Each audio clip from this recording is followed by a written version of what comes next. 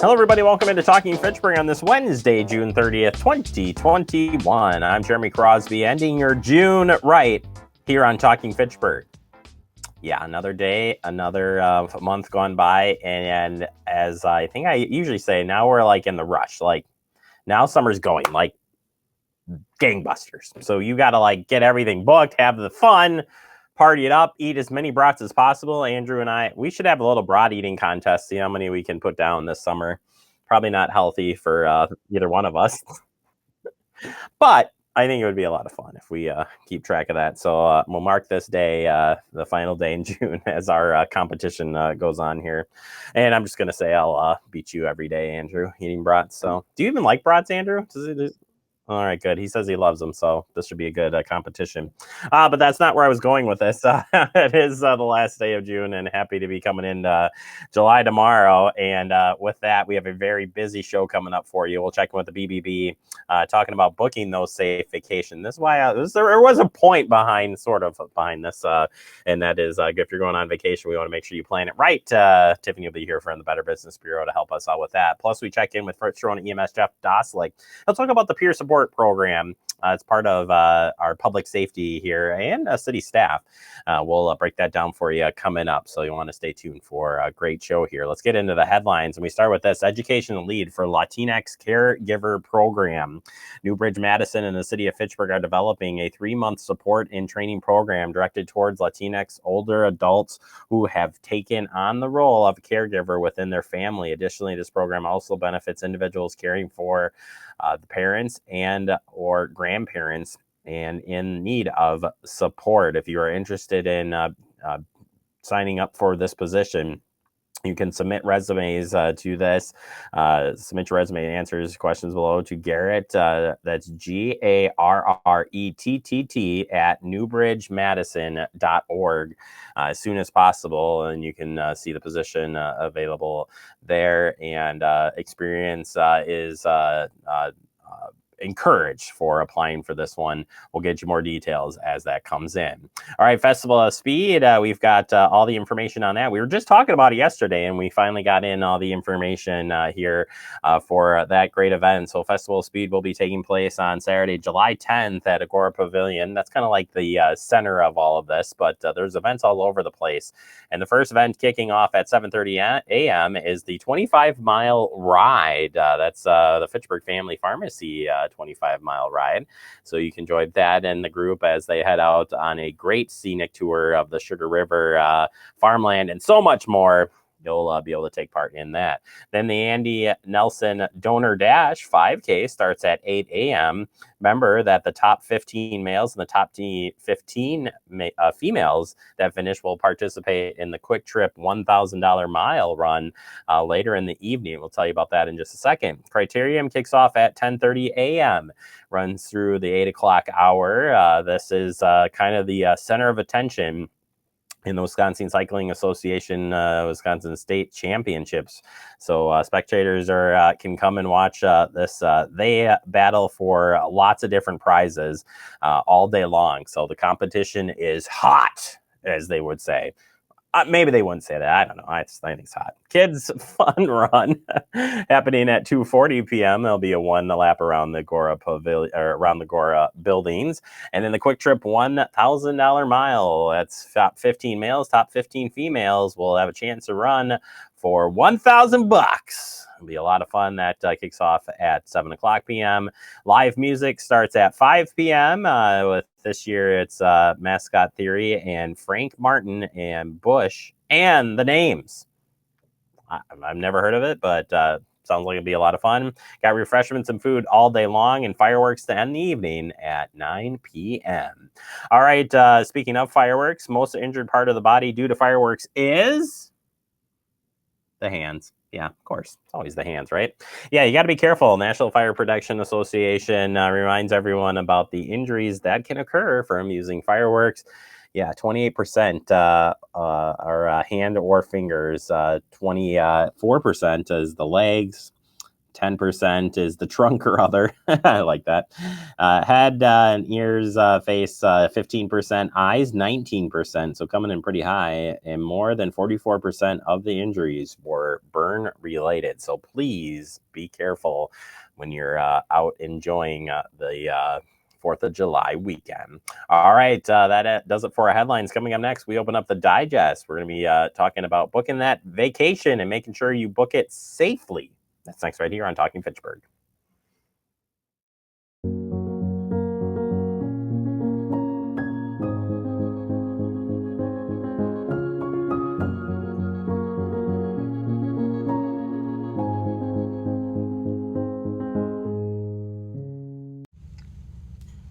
Hey, boss.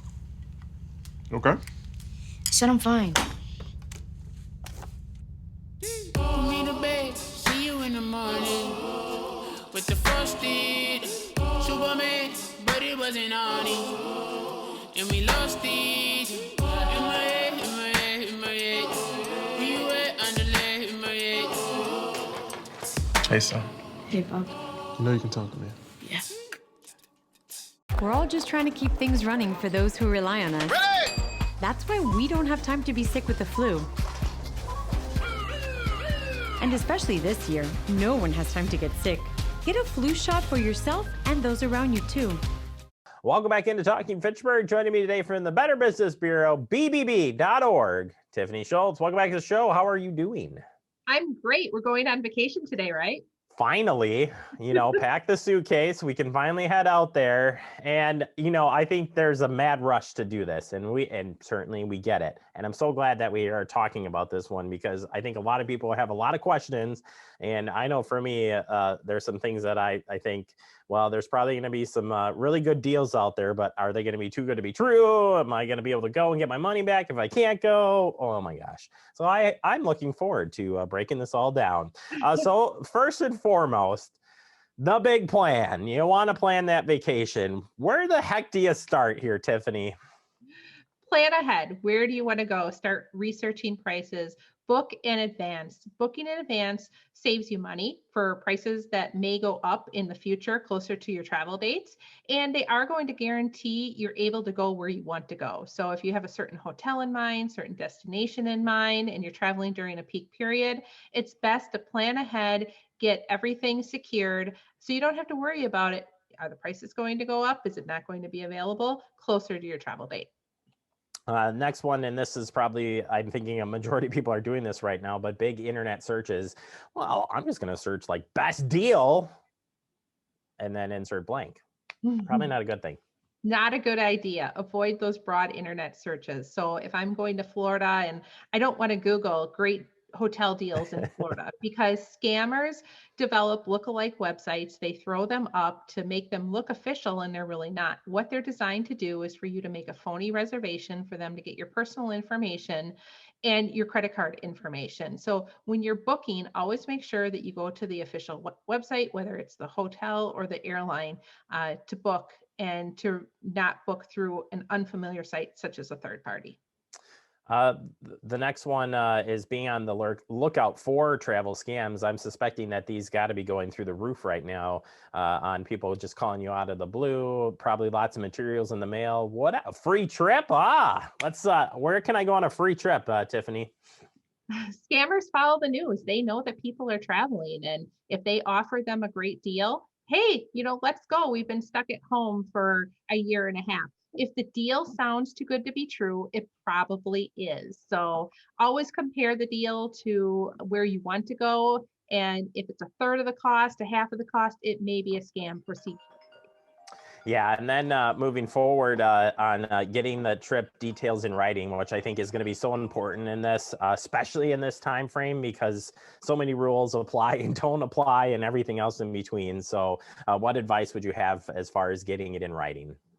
If you're working with a travel agent, you want to get in writing the cost of the trip, where you're going, any transportation, your airline, just so you have everything in front of you and that you've agreed to everything that is being provided to you and that you're paying for.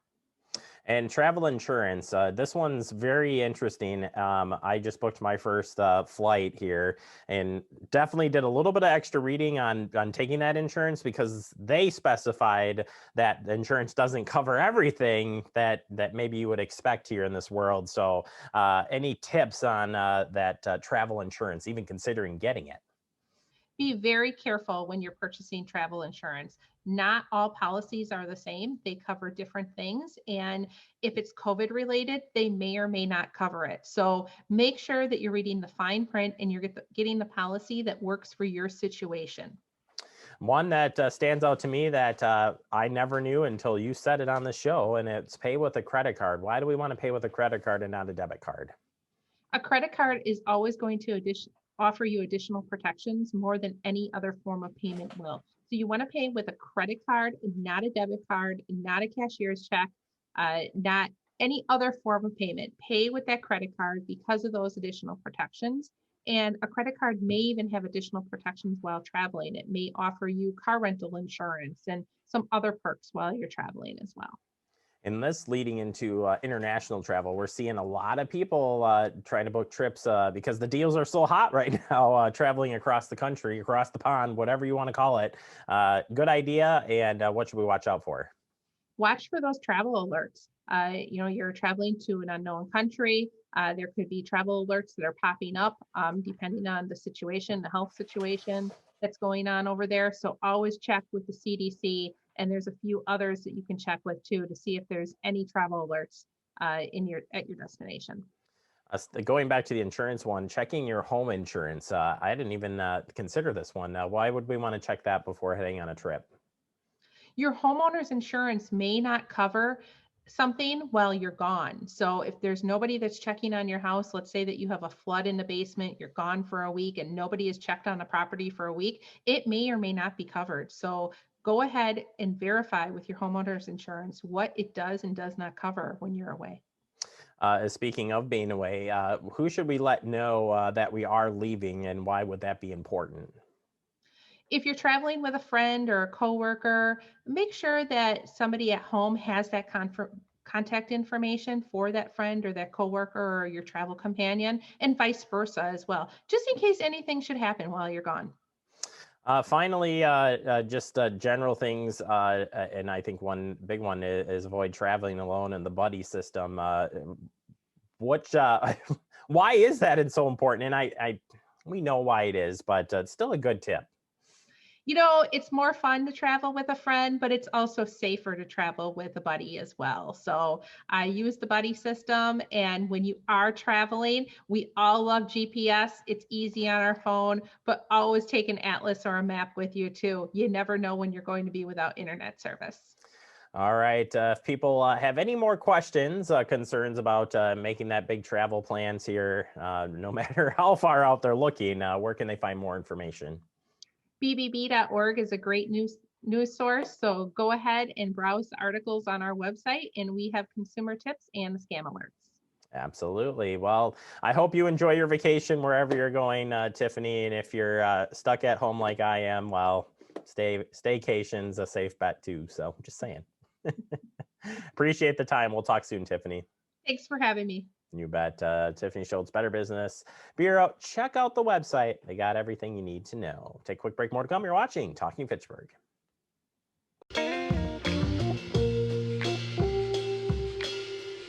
After you joined our family, it was like, I really do feel complete now.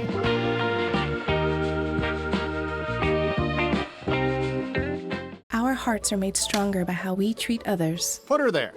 The light you share can impact those around you, but so can the darkness. Later, twerps.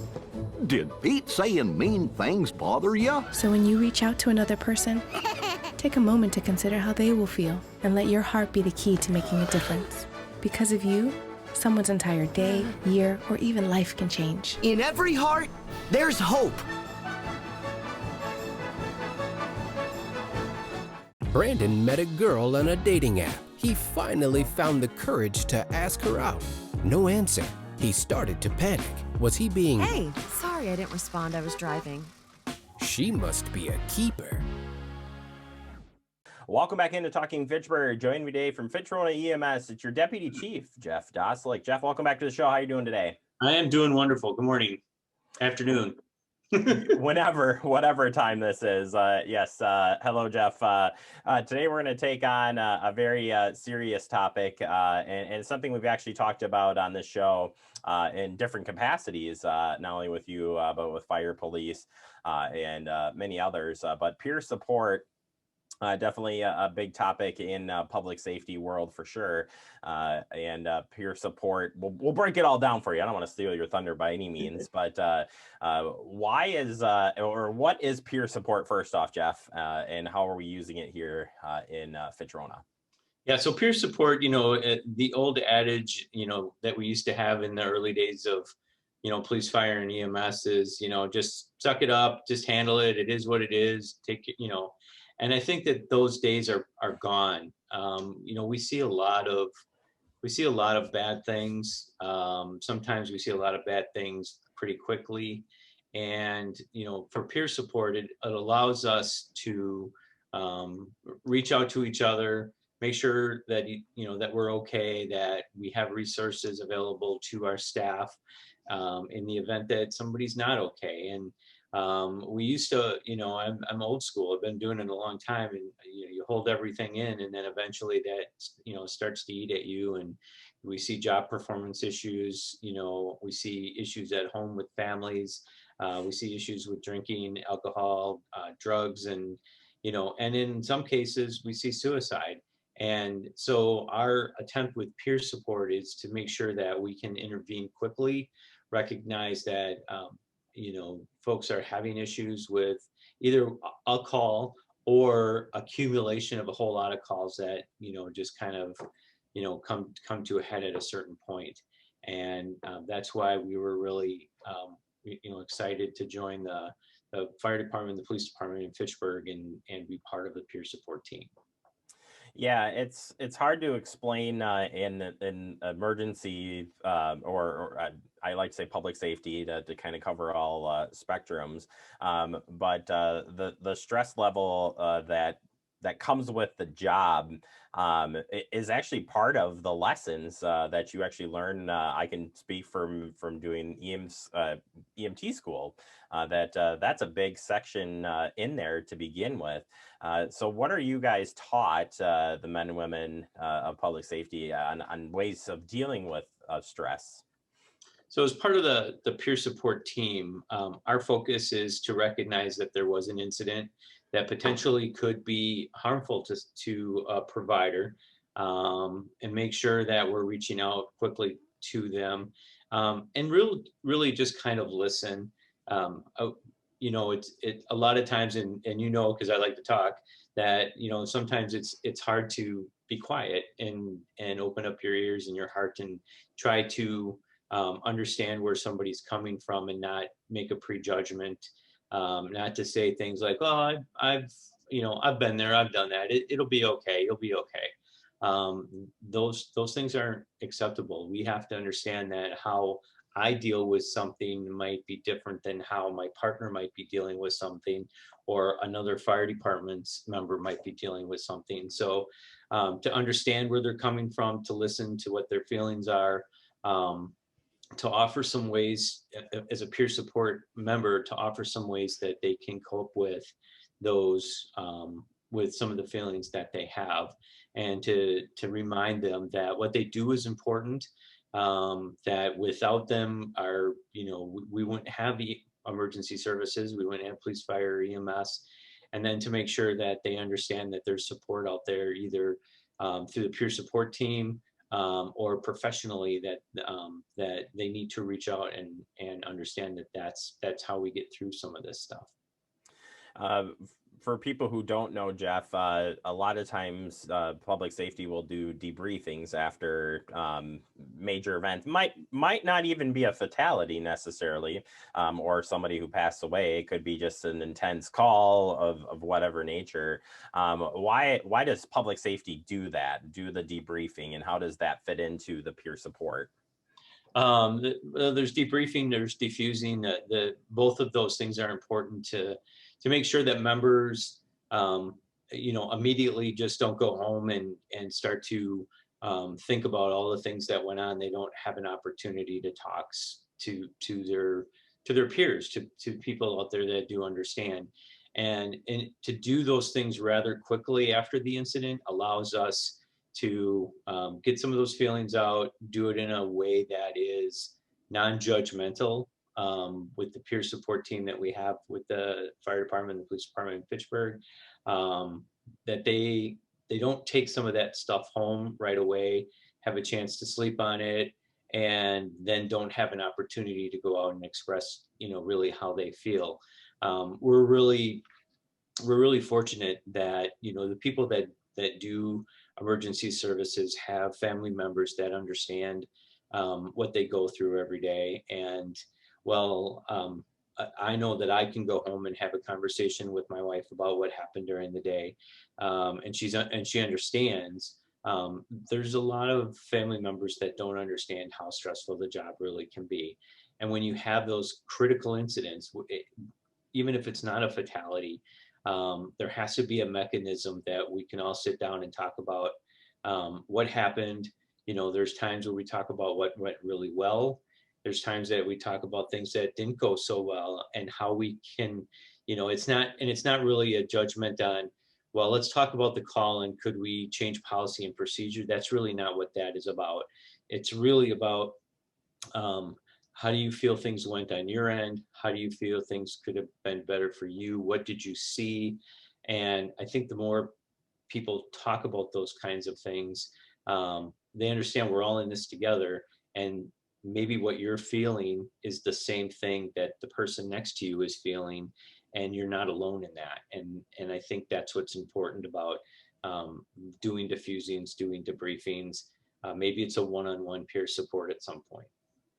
Yeah, I was gonna say, I think a lot of times good taking that component, and then somebody still feeling pretty shaken up by it. I assume that you could take them up with that peer support person to help them talk it out more, and take the steps that they need to work through it. And it's not something that you have to get over necessarily. It's not something that you just have to come to terms with for what it's worth and whatnot. As far as the peer support folks go, what is some of the training that you're going through and creating these peer support helpers? Because it's a group effort, so there's a lot of people involved.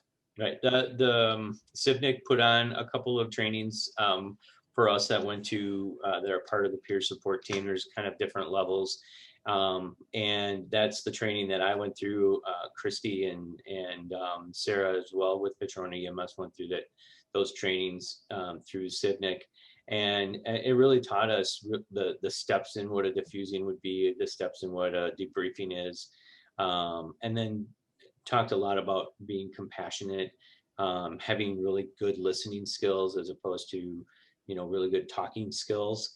And that training, I think was valuable for me to understand really what people are going through. I mean, I used to be the old adage, I don't need to talk about it, I'm fine. And I learned, I've learned the hard way that, through some of the depression that I've gone through with EMS, that's really not the way to handle it. And that training allows us to understand what others are going through and how we can talk to them and try to elicit a conversation about an incident versus giving them our opinion on what that incident should have went like or how they should be feeling. Well, you don't need to feel that way. Why do you feel that way? I mean, those are just really closed-end questions that don't allow people to express themselves. Yeah. Final question, Jeff, and it's something we were talking about before. But if you see a story, you hear a story of somebody that's passed away because of depression, maybe they took their life, whatever the case may be. You hear it on the news, you hear it on. From your perspective and with the peer support, how should we gauge that as a community? How do we gauge that the public safety is hurting in so many different ways with the above and beyond stress of a pandemic, let alone everything else out there? How, from your standpoint, how would you explain that to the community? I guess I would want the community just to understand that, you know, I would venture to guess 95% of us are in this job, you know, obviously not for the money and not for the fame and not for the fortune, all that kind of stuff. We're in it because we really want to help people. And that's why we, you know, police, fire, and EMS do this.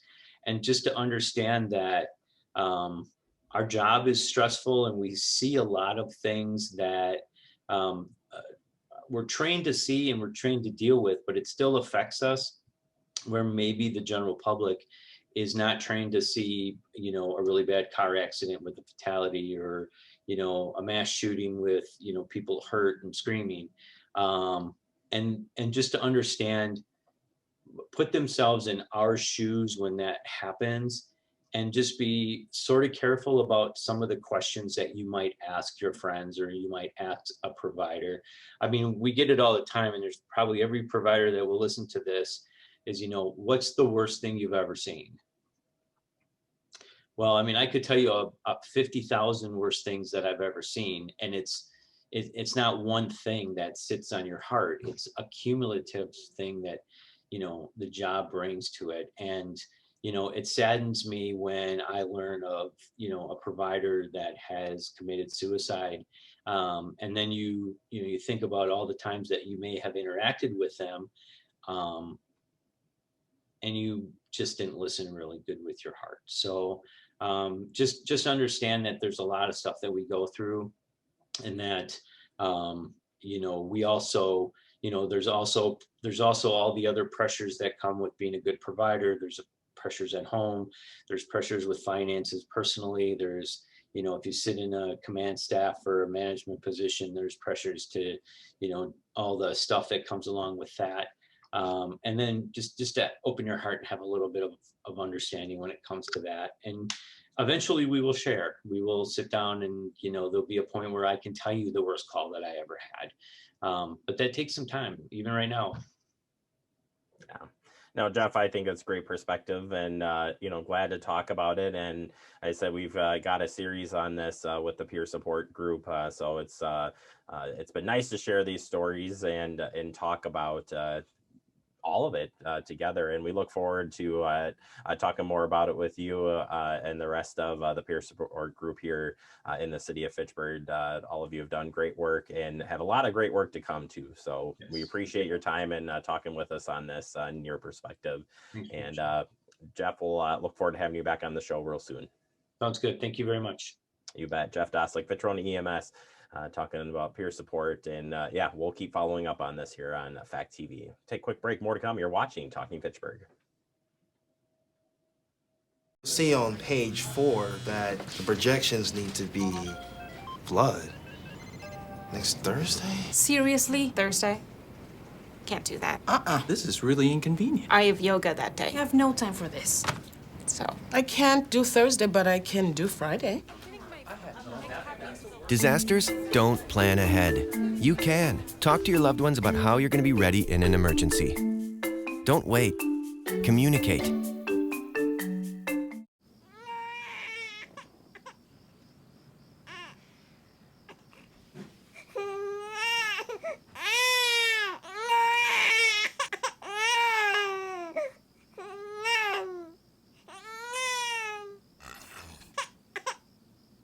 If you love them enough to suck the snot out of their nose at 4 a.m., then surely you'll check nhtsa.gov/the right seat to make sure they're in the right car seat.